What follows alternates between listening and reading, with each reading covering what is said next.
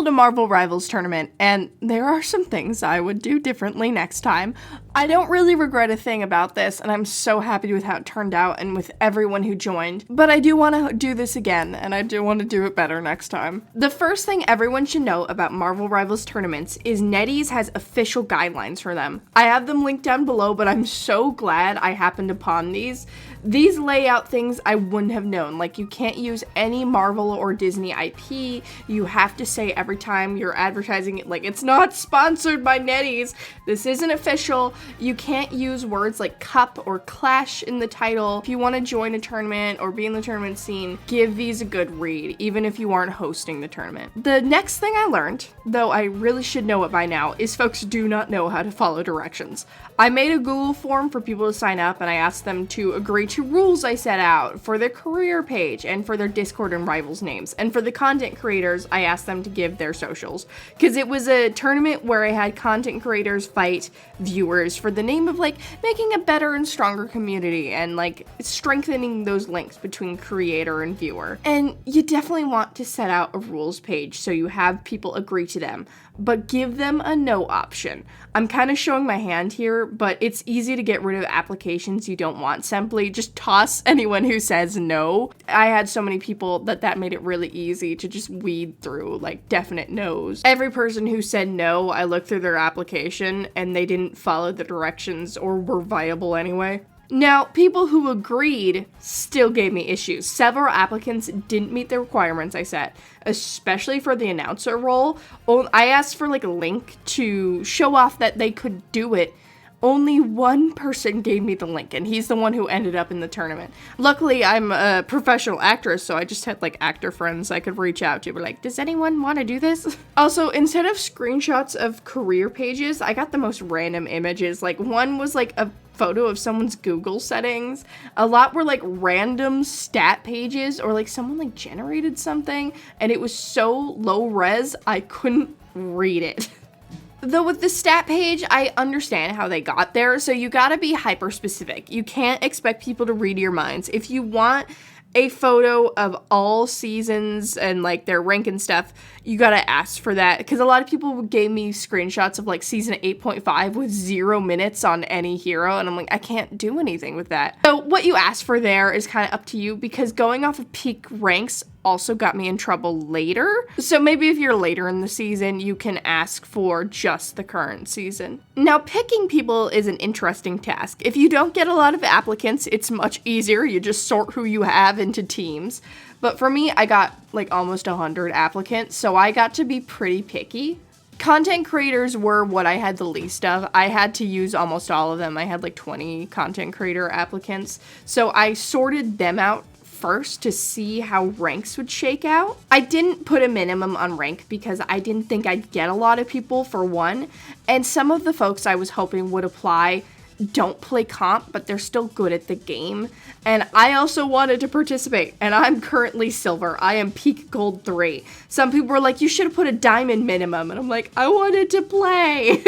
That system doesn't work for everyone. You can put a diamond minimum if you want. But how it did end up working is I had, on each team, I had a gold, 2 diamonds, a celestial, and 2 grandmasters. There was some wiggle room in that, but generally each team followed that. It turned out the day of that for many teams, those were not their ranks because it was off of peak, or some photos were, like, of the rank that they had that season but have ranked up since. So I did have some silver players fighting eternity players. It wasn't on purpose, I'm sorry. I also tried to have it so each comp could have 3 flexes. I had a DPS, a tank, a support, and then, like, 3 flexes, so, like, they could easily do 2-2-2 comps, but they have more flexible room for interesting comps. I told them, like, you guys can play Gator if you want. I want this to be fun and silly. And I was expecting most applicants to be DPS and then tanks being the hardest role to fill, but it was actually the other way around. Only 5% of applicants were duelists, so there were, like, 5 duelist mains in the application pool, while, like, 53% were flexes of some sort.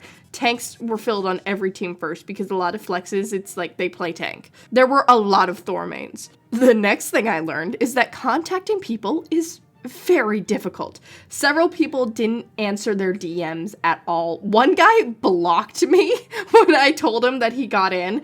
Several didn't answer until the day before the tournament. I had to go through so many applicants because people kept pulling out or not responding, and I'm like, well, I need someone in this slot so the team can practice together.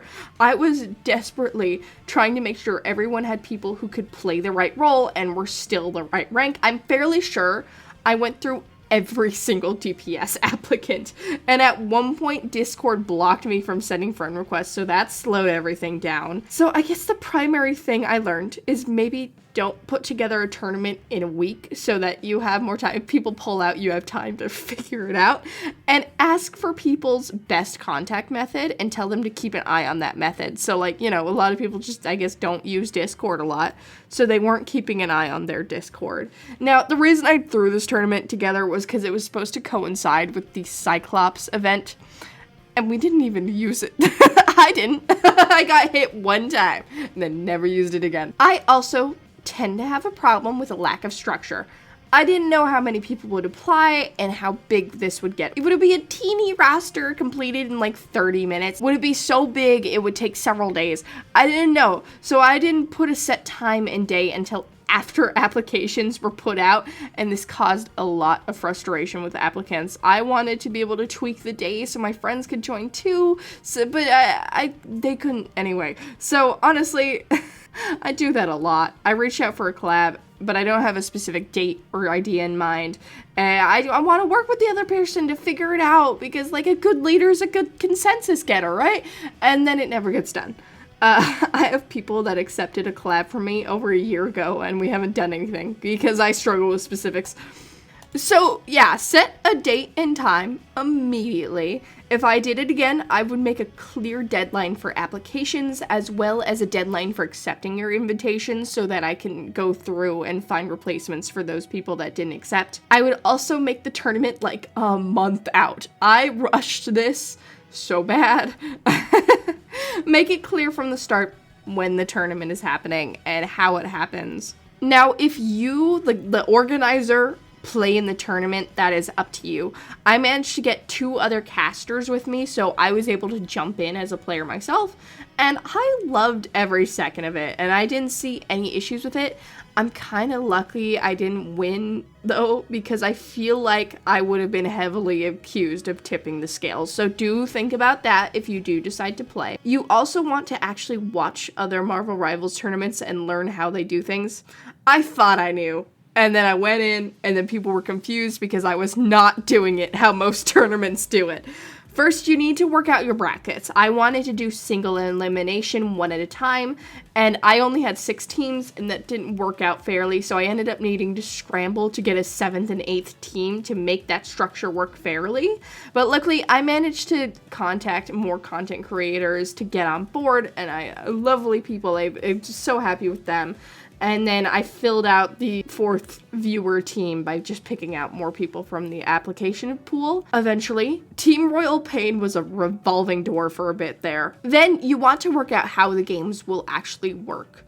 I didn't know this, but most tournaments are best of 3. So like you do the push back and forth like 3 times, I think. And I thought that would take too long, so I did best of 1, and I still stand by this decision. And this was meant to be casual and short, so that seemed most optimal. Now, people argued with me on doing it one at a time, but it ended up working out perfectly well. We were able to cast over each fight and really make each one matter rather than doing all the first brackets at the same time. Also, it just made it easier to moderate, and it didn't really take too long. Like, it took longer than I expected, so plan for that. But I always find domination takes the shortest, so I made the first bracket entirely domination, and teams voted on maps. This was also controversial, but I think it worked exactly how I hoped. I also went with basic tournament style bans with 3 bans and 2 protects. And I got asked about all of these things a lot, so make it clear how many bans you have. Is it best of 7? Is it randomized maps or voting? It's your tournament, use your judgment, just make it clear in your application form how it works, or at least in your rules how it works when they join your Discord or however you're facilitating this. Don't be too disheartened by people arguing with your choices. Everyone has a different perspective, and if you come to each other with like genuineness, you might get an idea you wouldn't have thought of before. I made a lot of teeny changes because people just had like really good ideas. And your players are there to have fun with you, not to be ruled over with an iron fist, pun intended. But yeah, there's a pretty big chance that someone will argue with you about something. Having a noble cause attached can also help with the people you get.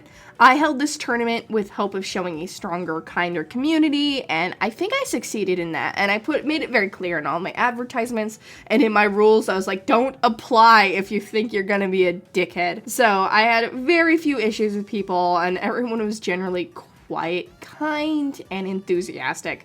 There were no serious mod actions taken, like kicks or bans, and I'm hoping to do this again and attach it to a charity.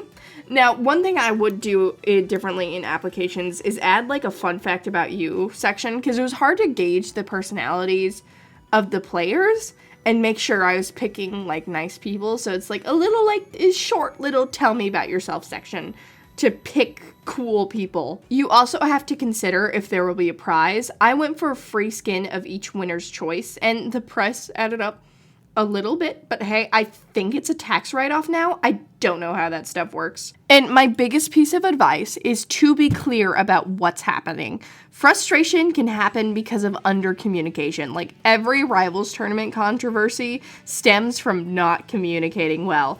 Tell people how serious they should take it. Is it just for funsies, or is it a big sum of money? Be kind to everyone who's involved and have fun. So yeah, I hope you guys enjoyed this video or enjoyed the tournament. I do have a VOD up on my VOD channel if you want to watch it. Forgive my weird strafing. I don't know why I was strafing the whole time while spectating. If you want to see more content like this or believe in a better community, that Marvel Rivals community can be better, then like, comment, subscribe. Tell me if I did a tournament attached to a charity, what charity you would want to see me attach it to. Otherwise, have a lovely, lovely day.